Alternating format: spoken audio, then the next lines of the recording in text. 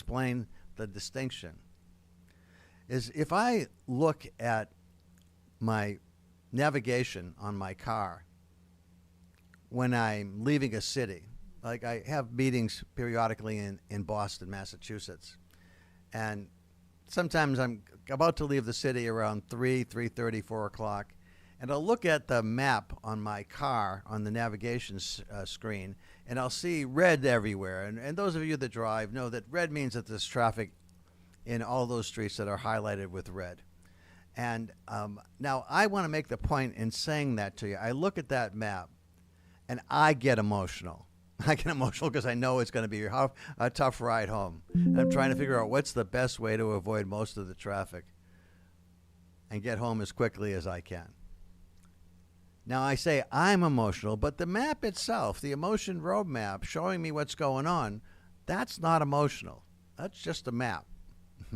So if I could talk to you about the idea of an emotion roadmap, the emotion roadmap is about thinking about what you are experiencing at any point in time emotionally, or what you're worried about experiencing emotionally should you make a decision that you're worried about perhaps escalating a conflict that is, becoming something that you feel like you have to deal with, but you don't know how. So the idea of trying to get the closure between emotion and action, knowing what the emotion you want and the actions you feel you need to take is really not simple. It's not a simple idea to think about what do I want to feel instead of what I am feeling. I mean, to me, this is a discovery I made over a number of years working with the pioneers in emotional intelligence. And I've talked about that before. And there's a lot of interesting information to share about that. And other times I'll share more about the pioneers in emotional intelligence, how I came to work with them. But one of the things that I discovered were two key points. One is that there are emotions that are better than other emotions for certain tasks. What do I mean by that? So let's assume that you're in a company and you've got a big presentation coming up in front of a senior team, and you're one of the leaders in that company, and you've got a budget presentation that you want to make. You want that budget presentation to be something that is flawless because it's very competitive times. People are worried about whether or not their particular budget for their department, their team is going to be funded, and you're competing with some other particularly important departments that are also looking for a certain amount of money, and everyone's looking for an amount of money that they think is necessary for their department to run successfully. And yet, when you look at the total being asked for and the money available to be budgeted, what's being asked for is much higher than what's actually is available to you. So when you present in front of your senior team with whoever it is that's the leader of your company, you want to make sure there's no mistakes in that presentation. You don't want anyone to be able to say, hey, Chuck, you didn't have certain things that are correct in the information you're laying out here. You say we need such and such, and I don't think you do because these are the actual facts. And I don't know where your facts come from, but that's not what was happening, and that's not what we have in terms of the data that's out there. And so if you make mistakes that are very obvious to some other members of the team and you're called out on it, the chances of you getting that budget presentation passed successfully and you getting your share of the money you think you need to be successful gets slimmer based on the number of mistakes you might make.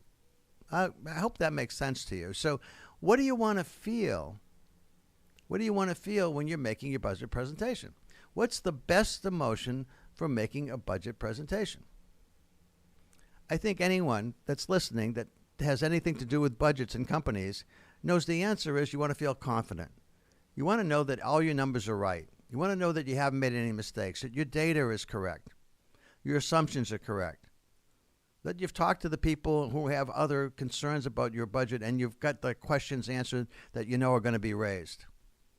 And you feel prepared and competent. Those are the feelings you want to have. That makes sense, right? But what about a couple weeks before while you're preparing the presentation? How do you want to feel then when you're going over, what you think is a final review of the presentation you want to make? You're going over it with your team. How do you want to feel then, a couple weeks before the actual presentation? That's not so easy to figure out. But let me tell you what actually is the best feeling. The best feeling is you want to feel skeptical. You want to feel adversarial.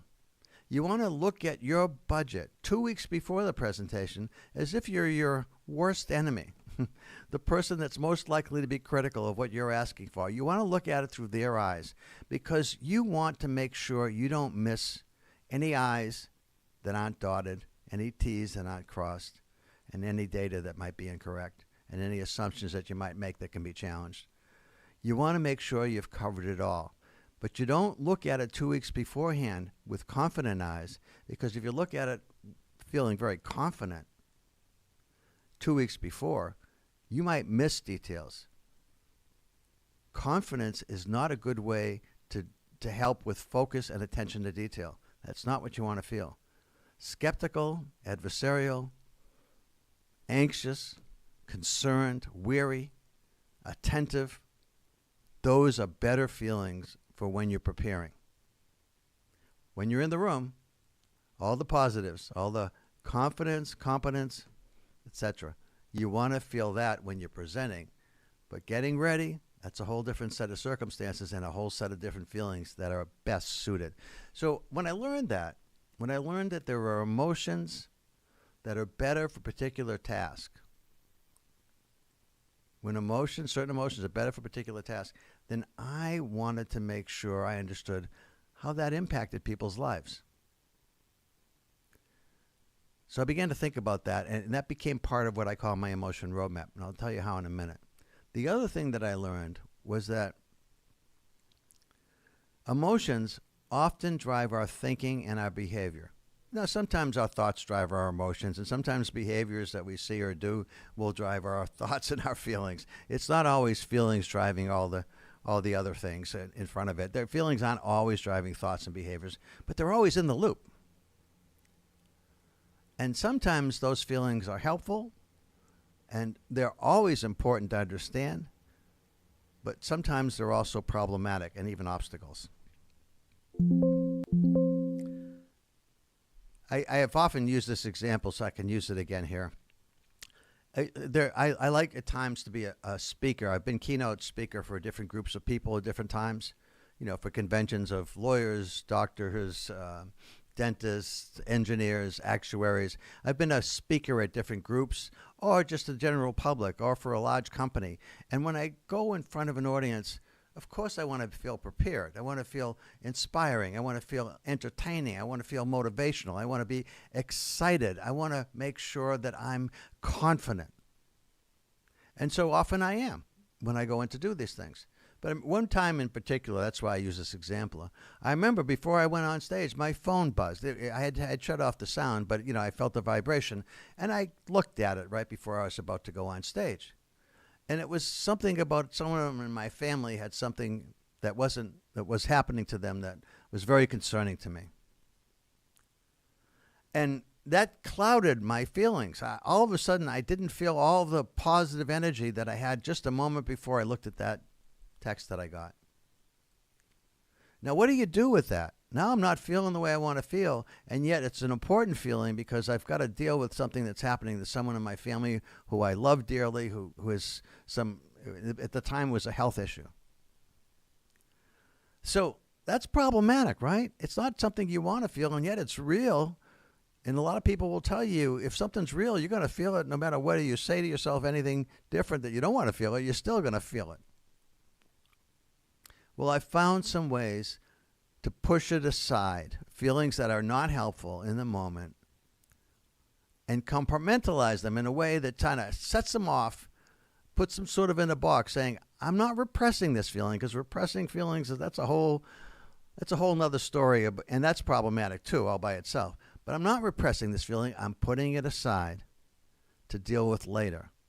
And I've been successful actually doing that. And you can be too. You can learn to do this. That's the beauty of what I talk about on this show, the Emotion Roadmap. The idea of take the wheel and control how you feel is that recognizing these two really important concepts. The difference between knowing what you should do and what you want to do is understanding what's going on inside of you. What's holding you back? What's preventing you from taking that action, that next step? What's preventing you from intentional change to make happen what you need to happen in your life? Now, the emotion roadmap, the basic concept behind it was to address this notion that if certain feelings are better than other feelings, then when I've got a really consequential situation I'm dealing with, a circumstance that is really challenging, emotionally challenging, I want to make sure I'm feeling the right way about it. Now, most people don't ever think that there's a right feeling. They just kind of, whatever they're feeling, they got something to do, they just do it. And yet I can tell you from my experience, feeling the right feeling at the right time in the right way is enormously helpful. Enormously helpful for getting you to achieve whatever it is you're setting out to do. And feelings that are obstacles complicate life enormously for anyone and everyone. So the idea of an emotion roadmap says if what you're feeling isn't helpful, then what would be ideal to feel, and how do you get there? How do you get there? Now, I'm assuming that I'm talking to people who might be listening on a variety of ways today that are new and different. So we don't know how many people are actually listening. But assuming that there's people out there that you're listening and you have a smartphone available to you or a landline, wherever you might be, and you want to call and you want to talk about a situation you're facing and the emotions that you're feeling and the emotions that perhaps if there's others involved that he or she or they might be feeling. And think about, well, what might be better, and have me help you with that. If you call in and I can help you, everybody who's listening gets the experience of understanding how this roadmap actually works. So that's the goal, is to try to help you to plan, like you plan for your goals. How do you plan for your emotions? And where they're similar, let me give you an example from the workplace. One of the things that I teach people at times is to help people understand how to have an effective, meaningful discussion about another person's performance. Now, even saying those words, some people cringe because they hate these discussions. If you're the boss, you hate having to tell people how they're doing. You don't mind it on a day-to-day basis. Somebody needed to fix something that they didn't get right. You tell them to fix it because it isn't right. Or you show them how to do it because you want them to learn how to do it better. And you know how to do it, so you show them. And you don't mind those kind of discussions so much, but the idea of a formal review at the end of a quarter, at the end of a mid-year or perhaps, or at the end of the year, those discussions are often traumatic for people. Problematic, but also traumatic. So people really struggle with these things. And yet, one of the things that I suggest in what I call emotion-based planning, this is how you set goals.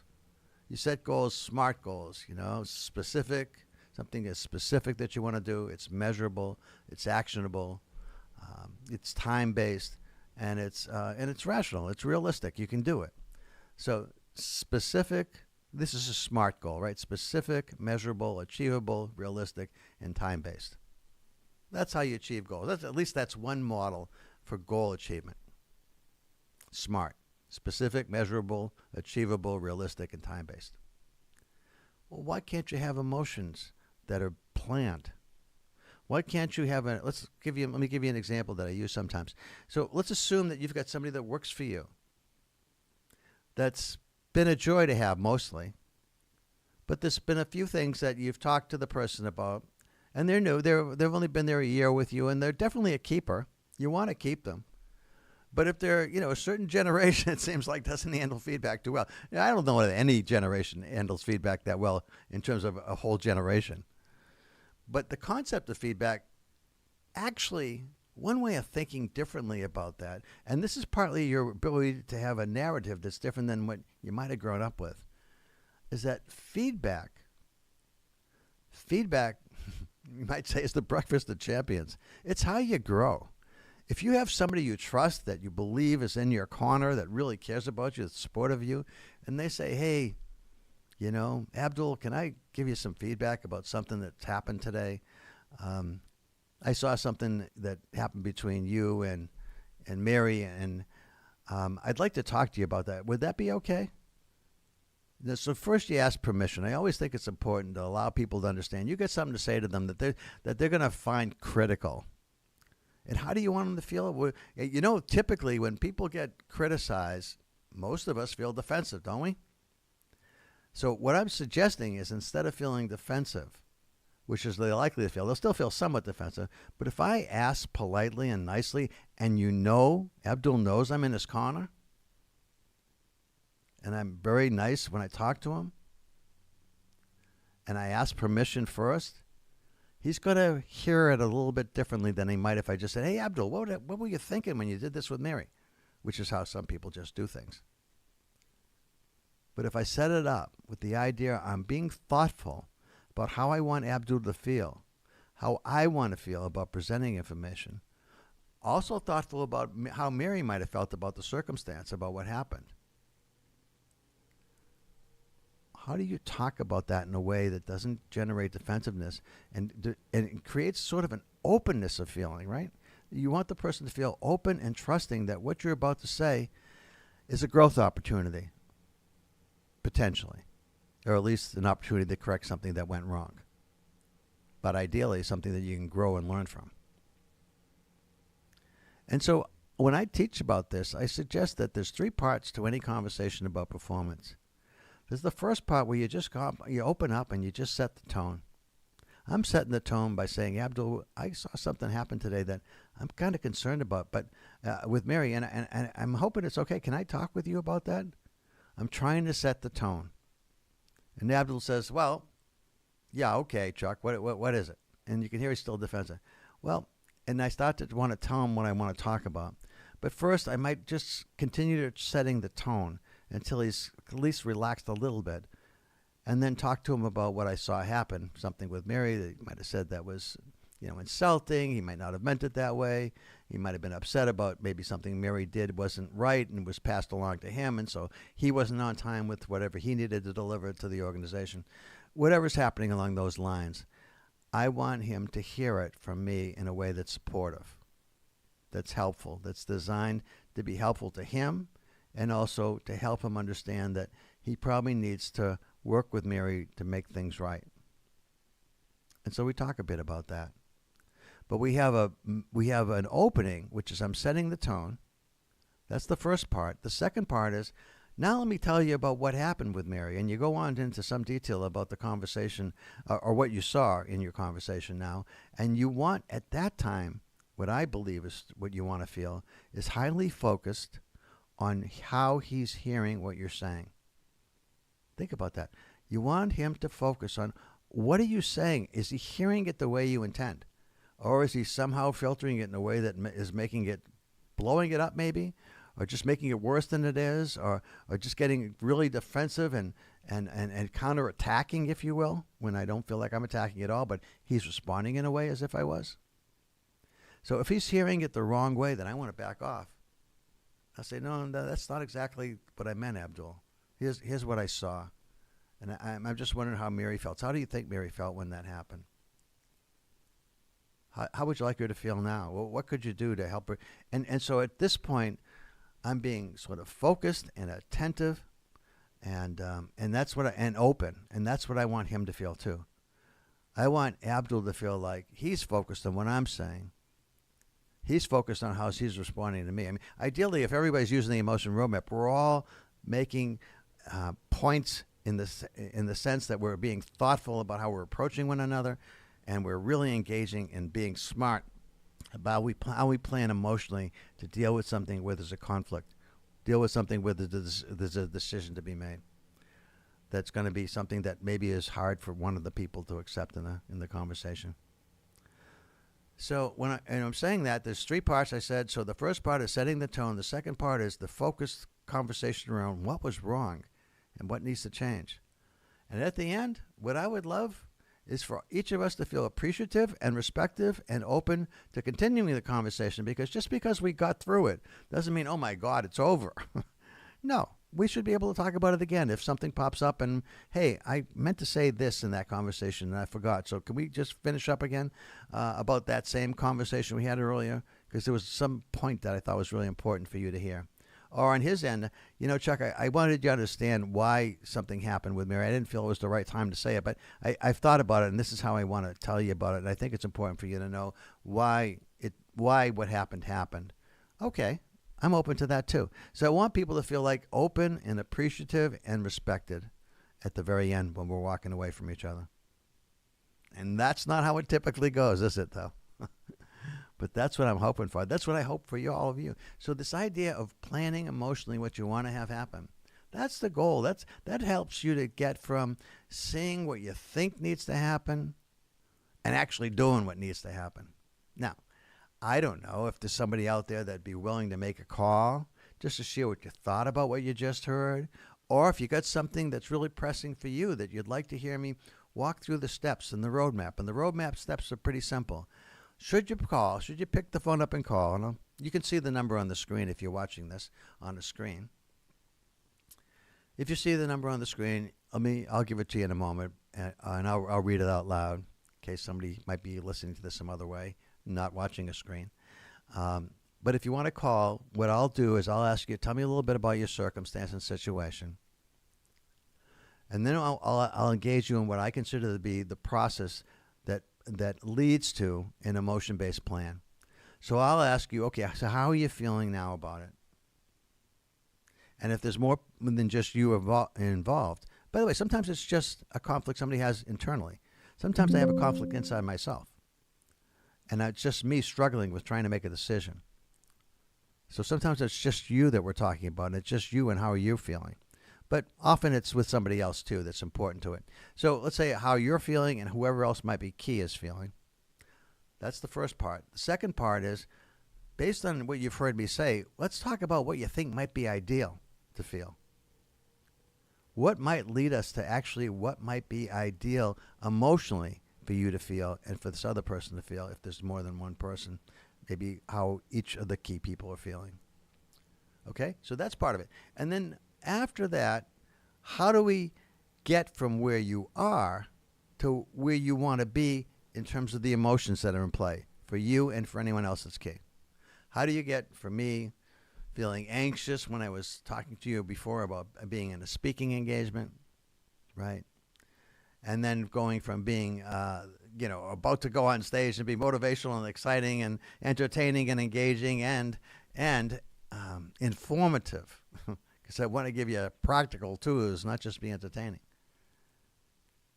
How do I get from the feeling I'm having when I read that somebody in my family has an illness right before I'm about to go on stage? How do I do it? How do I get from feeling sad and upset back to feeling confident, inspired, engaging, and so forth? How do I do it? How do you do it? So I will ask you first, how are you feeling about what's going on after I understand what's going on? Anyone else that's key, how is he or she or they feeling? What would be ideal to feel?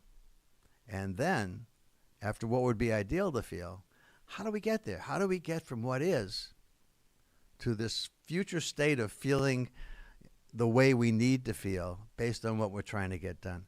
That's the concept behind emotion-based planning. Again, you're listening to Chuck Wolf. The Emotion Roadmap, take the wheel and control how you feel. And the goal for the show is to help people understand how to be smarter about emotion regulation, about understanding emotions, how they are making you think and behave, how emotions are driving thoughts and behaviors, understanding what it is it takes to move from a feeling that's not helpful to a feeling that is better and perhaps even ideal for what you're trying to get done. What are the strategies that were actually talked about and think about, and then at the end consider they're actually doable, they're actually things that you're capable of doing and that you're willing, maybe even excited to try. Because the steps go like this. The steps are it starts with 1, what are you feeling? 2, what would be ideal to feel? 3, how do you get to what you want to feel? And then finally you get to the part where you go, okay, the things I've thought about how I could get to what I want to feel. There's 3 or 4 things we talked about that might work. You want to ask yourself, okay, of the things we talked about, which are the ones that really have the best chance of working? Which are the ones that have the best chance of working? So when you think about it that way, you think about, okay, in part, there's two parts to that question. The best chance for working are one is that it's a strategy you're actually able to do. Now, what do I mean by that? Well, sometimes things take time, energy, competency, money sometimes. So you want to make sure you have what you need to be able to get this done. That's one part. The second part is attitudinally. I know it doesn't make sense to just speak about this in general, but it does. It actually happens in real life. Is that even when you have all the parts that you're able to do, but for some reason, attitudinally, you're not willing to go there and do it that way. There's reasons for that. I won't go into them. So, but I do ask the question: one, are you willing to do it? That's the attitudinal question. And if you are, great. And are you able to do it? And if you can answer, willing and I'm able, you have a plan. You have an emotion-based plan. Doesn't mean it's going to work, but it does mean that you have a plan. And it's so much better to have a plan for emotional situations that are challenging than to just go and hope for the best, which is what a lot of people do. They just kind of wing it. They kind of push through it. And I'm sure that there are ways and times where you feel like, hey, that's not what I meant to do, and it didn't come out very well. I wish I'd thought about it more. You know, when you think about emotion-based planning, you think, well, geez, I don't know if I'm so busy, I don't really have, it takes 5 or 10 minutes, and it can save you months of aggravation if you don't do it well. It's really amazing how powerful this can be. So I'm encouraging you, if you've got something that you'd like to chat about, if you've got a question of your own where you've got some emotional action you think you need to take, want to take, would love to take, and yet something's holding you back because you're still a bit uncertain or doubtful, and you want to get some professional help with that, that's what the show's about. So I'll give you the number. The number is 402-225-0781. So again, 402-225-0781. So that's the phone number. Now, having said that, the other number that you need is the PIN, 882-041-574 and the pound sign. And that'll get you where you need to go. So, I want to just go through a set of questions that I had here that I wanted people to at least think about. And again, I encourage you to call if you've got a chance to call. The show's on from 5 to 5:45, so I've got 15 minutes, and I could definitely have the time to talk with you and help you if you want to call in. This would be a great time to do it. So let me give you the number again. It's 402-225-0781.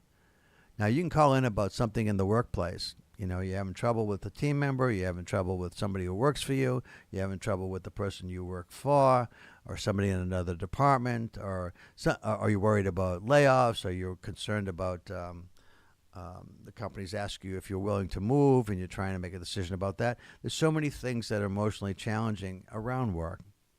So it could be in the workplace, or it could be something at home. It might be somebody, I've been dealing with this idea of having caretaking. One of the things I was hoping to do is to spend some time using the Emotion Roadmap with the caretaker community.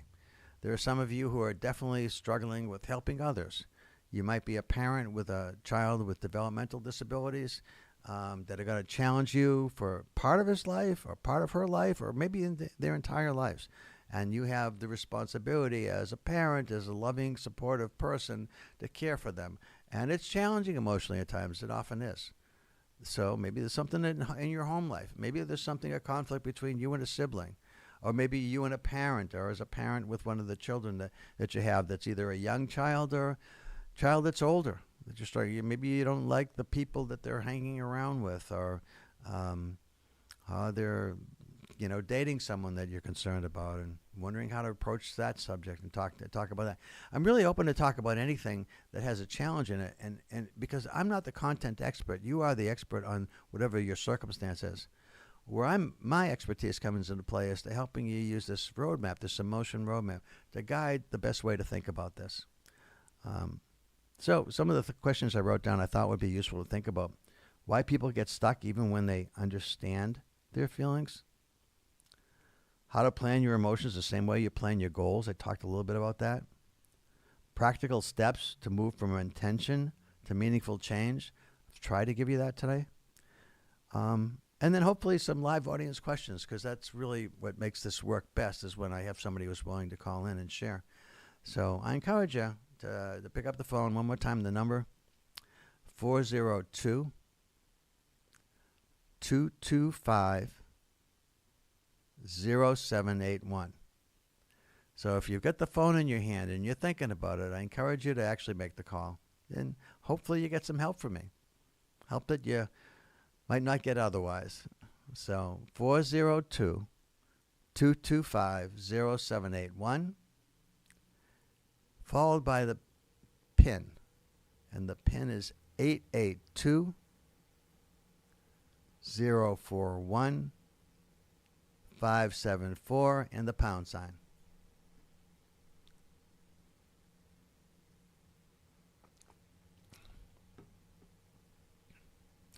Okay. Well, I do want to talk about something else today, too. I'm in LinkedIn a lot, and I post regularly, and I also comment on different. I don't know if you're not a business person, you use LinkedIn. It is a networking social application that allows people in business to communicate with literally millions of people who might be out there having to look at their LinkedIn account and seeing my post or seeing a comment I make on a post or anyway, this is just a way to interact with lots of people all around the world. It's neat. It's great for business and industry. So I was looking at it today, and there was a woman who posted, and she started off by saying, "I apologize to the community that I'm a part of, because as a leadership consultant, coach, speaker,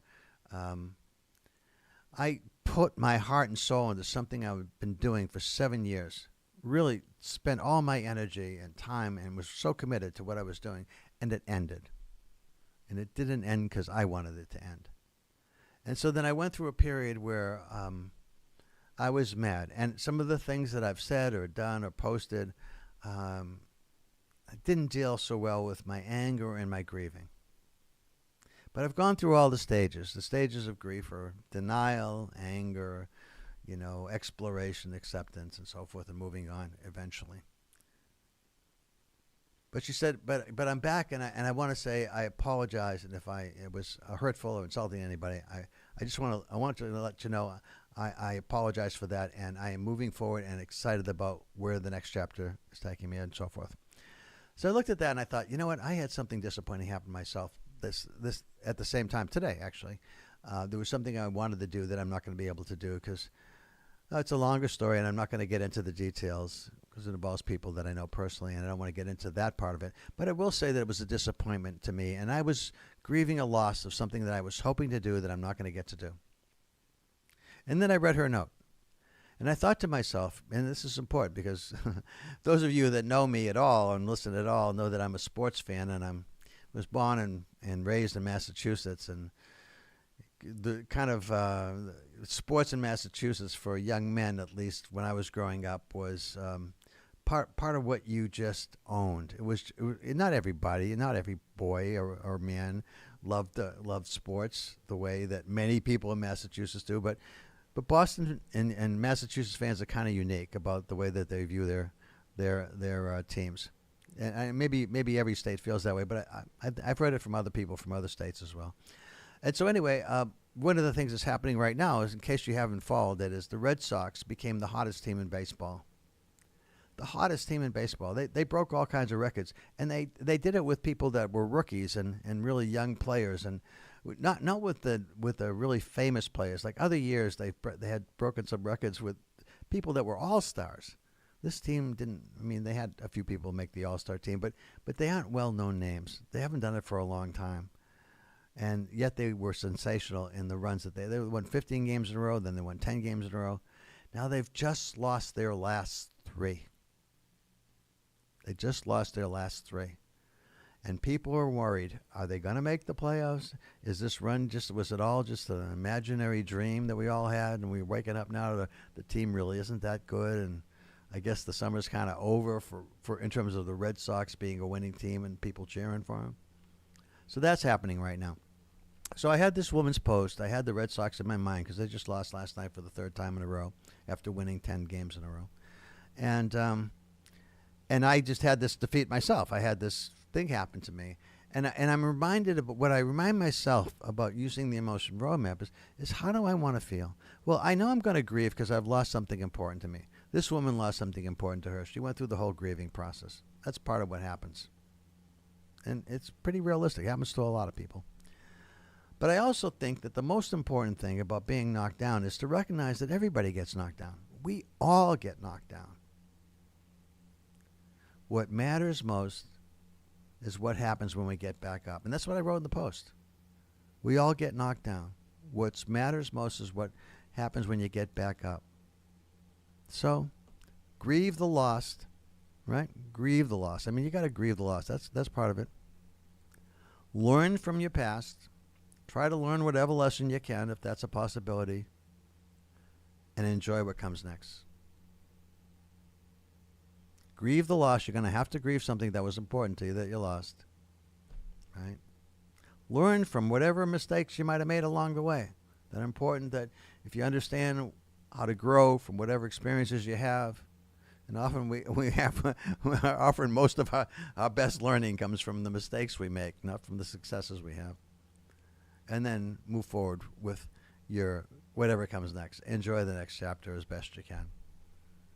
So what I would suggest to all of you who are struggling with this idea of how do I close the gap between what I'm feeling emotionally, what I want to feel emotionally, what I need to do to feel emotionally the way I want to feel, and I'm still not doing it, so I'm aware, but I don't have a plan to change. I don't seem to be willing to make take the steps I need to make the difference and the change that I want to see in myself. If that's not happening, how do I make that real? How do I make that come alive?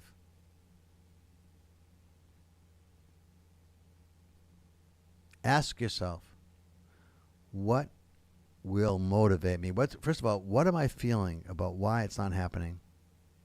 What am I feeling? Am I anxious? Am I concerned about escalation? Am I what if I make the wrong decision? Life will not be good forever. You know, I mean, there's a lot of things that are really important in life, and they're hard and they're challenging, and there isn't. I've been in places where there's more than one answer to certain questions, and while any answer has something to recommend it, there's no one answer that stands out and says absolutely this is the best choice. So when you have things going on that are uncertain, unplanned for, and you're doubtful about how to proceed, look deeply at the feelings in play. Ask yourself, if I don't want to feel anxious about this and I want to feel confident, how can I get from where I am to where I want to be about whatever I need to change and to actually make it happen? Walk yourself through those steps about what am I feeling about this right now? What do I want to feel? What do I want to wake up tomorrow morning and feel and get started on making the changes I know I need to make? What's going to do that for me? What feelings will do that for me? It isn't the same for everybody. I had a conversation with a friend about artificial intelligence replacing conversations about emotions as an example, like what we're talking about today. I think artificial intelligence is great, and I think it's dangerous at the same time. I'll talk more about that another time. But the goal is I want to have something that I know works for me. If you're talking to me and I'm working with you and I'm trying to help you find what's the right feeling, it isn't necessarily what literature might say is the right feeling for that specific situation. It's the right feeling that works for you. That's what's key. That's the art in all of this that AI can't really do for you. So it's more about where are you? Where are you now emotionally? Where do you want to be emotionally? And how do you make the transition happen? Ask yourself those questions and see if you can come up with a plan for yourself. And if you don't come up for a plan with yourself and you're still dealing with this the next time I'm on the air, give me a call. I'd love to talk to you. So again, this is Chuck Wolf, the Emotion Roadmap. Take the wheel and control how you feel. And we're talking about how do you close the gap between understanding emotionally where you need to be and yet you're still not making it happen. Walk through those 4 steps. What are you feeling? What do you want to feel? How do you get from what you are feeling to what you want to feel? And is there a strategy out there that you're actually willing and able to do that's going to get you to where you want to be? Thanks, everybody. I've enjoyed being with you. I hope you enjoyed the show, and look forward to talking with you again next time. Bye-bye.